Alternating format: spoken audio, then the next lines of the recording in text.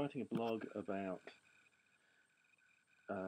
websites adaptation for mobile traffic and how they are supposed to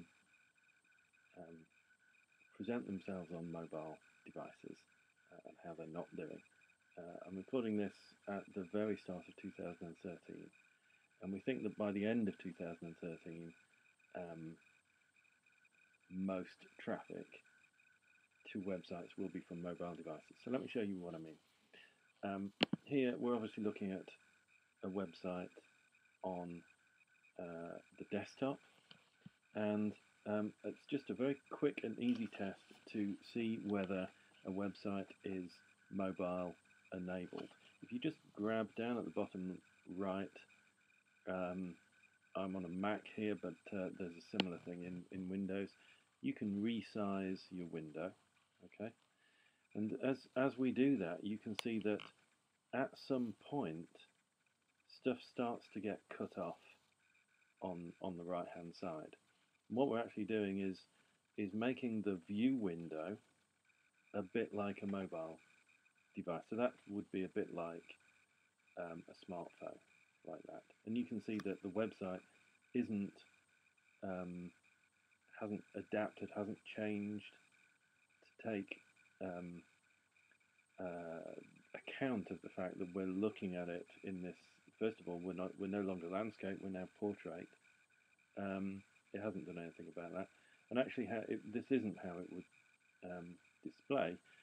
This website would display really small, and then you'd have to use a two-finger thing to kind of two-finger divider thing to try and magnify the bit of website that you want to see. So, and this is for a tourist site, Scarborough Castle. So you would imagine that most people who want to look at this website might be on mobile devices because they'd be travelling. They wouldn't be at their desktop. So, you know, really it ought to be flexible. Here's a restaurant, a local, well-known restaurant locally. Same thing, it cuts off and just doesn't adapt, doesn't do anything when you get small. So this changing the website size is just a really quick, rough and ready test to see whether a website has thought about mobile at all. And you can see some of the kind of local. And it's not small businesses that aren't doing it, haven't got the budget to do it. Here's the local council, same thing. Here's a very simple one that I've been working on. You see what happens to here. So this is a B&B. Now, I make no claims regarding my design here. It's as simple as it can be, really. If you can see, as we get smaller, you can see maybe the text at the bottom is changing, and there comes a point where this big menu block at the top, that obviously I need to simplify at some point. If you've got a mobile device, you don't want to see that block, but there comes a point, you see, where it turns into a drop down. So now suddenly the mobile view that you've got, and you can see the logo at the top as well resizing. I don't know whether that photograph resizes, I don't think it does. Perhaps should do, but so we now have, this is what you would see on mobile. Well, that's quite nice, that's alright, there's nothing wrong with that, and mobile drops down, so on, so that actually works. So that actually does adapt to mobile, so that works. And then just to give you an idea of what's possible if you work at it, here's these are beautiful example websites. Who knows what this website's about, but you can see how as we get into mobile, the website adapts and then changes to a completely different format that and even those pictures get smaller, so that's really nice. And what actually happens is, obviously with a mobile device, you want to show you want to be very selective about what you show. So actually, it's a great exercise, designing your website first for mobile, because you have to prioritize what you want to show. So here, these people are prioritizing whatever that is, and all the clutter's gone. And then when you get to a desktop format, you can add other bits and pieces. So let's have a look at the Earth Hour one, similar kind of thing. Plenty there for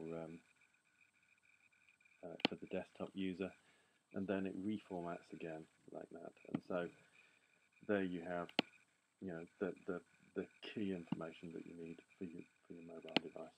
Now there is something else. I just haven't queued this up actually, but I did want to show you a way not to do it. So if we go to the Guardian magazine, they have a separate.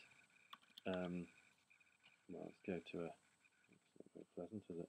Let's go to a story, and then they. I don't know whether this will work. They have a separate website called. It's a separate version of their website called M. Instead of www.guardian.co.uk, it's m.guardian.co.uk. So, and what happens is, here we're looking. Even though I'm on the desktop, I've got the mobile version of the website. So if I want to share this around, if I want to take that, put it into Facebook or whatever, I'm sharing the mobile version of this story. That's not really ideal. What is ideal is for a website to be the same website, the same web URL, the same address, but that it adapts according to the device that the user is using, so that I could take